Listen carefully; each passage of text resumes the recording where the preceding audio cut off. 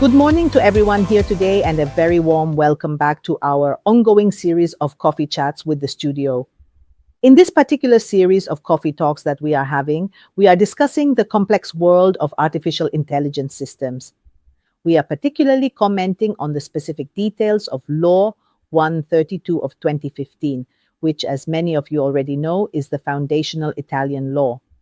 This is the legislation which extensively regulated the use of various artificial intelligence systems across many different sectors of society. Today, we're going to analyze a sector that, in my opinion, is extremely interesting, which is the sector of using artificial intelligence within workplaces. Why is it particularly interesting? Well, for several reasons. First, because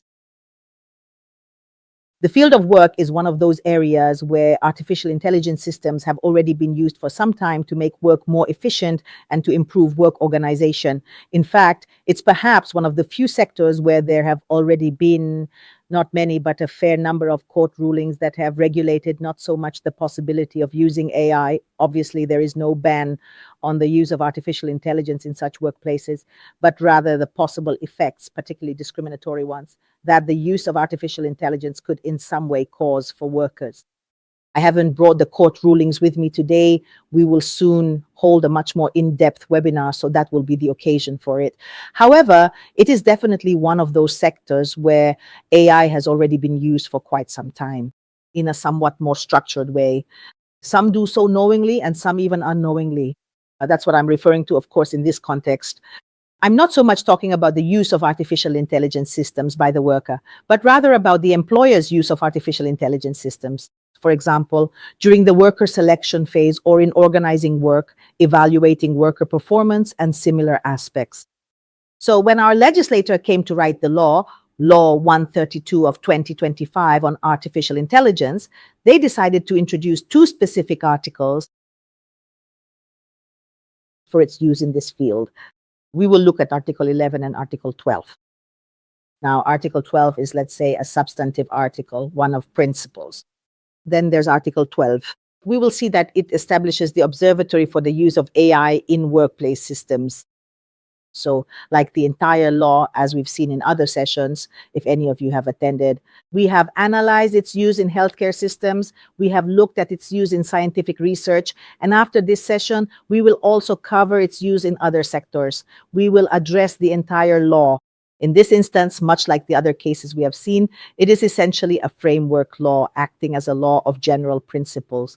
From this foundation, we must then derive the practical tools and specific guidelines required to apply it effectively, of course, within the actual real-world situations we face.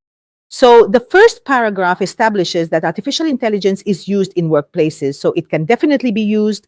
There are no limitations, but with clear objectives, that is to improve working conditions, protect the physical and mental well-being of workers, and enhance the quality of work performance, obviously in a balanced way. So it's not just, as it says, about productivity. It's not just about giving you artificial intelligence so you produce more at the expense of the worker, the brutality with a tool that obviously in some way affects him from a human standpoint and in terms of his dignity. We will see that this topic is also addressed later on. But these are all conditions that can certainly improve in some way the production and work process while still protecting the worker. So this is an article, obviously, that introduces principles of balance. On one hand, the employer's interest in using artificial intelligence, which indeed shortens production times, helps, and obviously supports the worker's activity. But at the same time, of course, it can also produce negative effects, not only, as I mentioned earlier, in terms of discrimination, but also on health or even on the worker's psychophysical well-being and capacity. So be careful, because here too, as you can see highlighted in yellow, I want to emphasize that in this case as well, we must not, that is, when we actually apply these concepts of improving work efficiency and the psychophysical integrity of workers, we should not only keep in mind our own regulatory framework or the constitutional one. We must also consider compliance with European Union law, and therefore, of course, the Charter of Nice as well. Obviously, all the community regulations as well, which for the most part are, of course, in some way incorporated into our constitution or our laws, but at times, as we have seen in another lesson, they also introduce elements of a different nature. The second paragraph also establishes, again as a principle, that the use of artificial intelligence in the workplace must be safe, reliable, transparent, and cannot take place in a way that is contrary to human dignity. So pay attention. While the first is more general in nature, focusing on the objectives I need to keep in mind, we saw that it balances psychophysical intelligence with quality and productivity improvement. Here, the focus, if you will, is really on the human being. It's more, let's say, it's more focused, not so much on the organization of work, but rather on the person. So it's clear that it must be an artificial intelligence system that is safe for the worker, so it must not cause them any harm. Obviously, it must not cause physical harm. It must also clearly be reliable for the worker in some way to serve as a support that, even though obviously while maintaining human oversight over the use of artificial intelligence systems, but with a level of reliability such that the worker can actually in some way collaborate, I would say, with the machine in a reciprocal relationship. The issue of transparency is one that recurs in all artificial intelligence systems, both generative ones and those high-risk ones, and even in general. Now we have in the article, in particular, already Article 50 of the AI Act regulation, and it cannot be carried out in contrast with human dignity. So I cannot in any way use a work tool that violates the principles of human dignity. The second paragraph, I've separated it a bit because it's somewhat of an aside, perhaps an explanation that doesn't exactly coincide, but in any case, it's certainly an indication of the concept of transparency. The employer is required, the client is required to inform the worker in the case of the use of artificial intelligence. So referring back to what in our legal system is the legislative decree 152 of 97, which obliges the employer to inform the worker when tools of an IT and technological nature in the process, and especially in the relationship between the employer and the worker.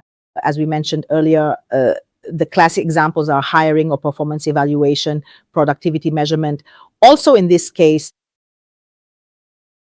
that obligation to inform must now be enhanced with the indication of which artificial intelligence systems have been integrated into the workflow and process. So an addition to an already existing legislative obligation. The last paragraph concerns discrimination, and it's probably the one we're all most familiar with, as you've seen. Obviously, the regulation, the article, is not addressing another major issue, which is perhaps even broader in scope, the possible replacement of the worker. Because instead of the worker's activity, I start to use the artificial intelligence system. This is obviously a major issue, I would say, of a socio-political nature.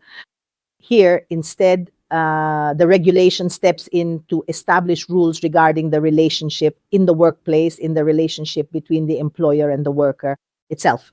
This, as I was saying, is certainly the one that most we are aware of the issue of discrimination. Perhaps some of you may recall that one of the very first rulings in this field was issued by the Court of Bologna, and it deeply concerned the delivery riders, that is to say, those individuals who are clearly responsible for delivering food, because the specific platform that was being used somehow consistently rewarded those who worked much more and maintained a record of fewer absences, whether due to illness or perhaps because they were doing other jobs. So you had a group of workers who, either for health reasons or because they did it as a second job, were less present and ended up being discriminated against by getting all the night shifts or having to work during rainy periods. In short, they were given obviously worse working conditions.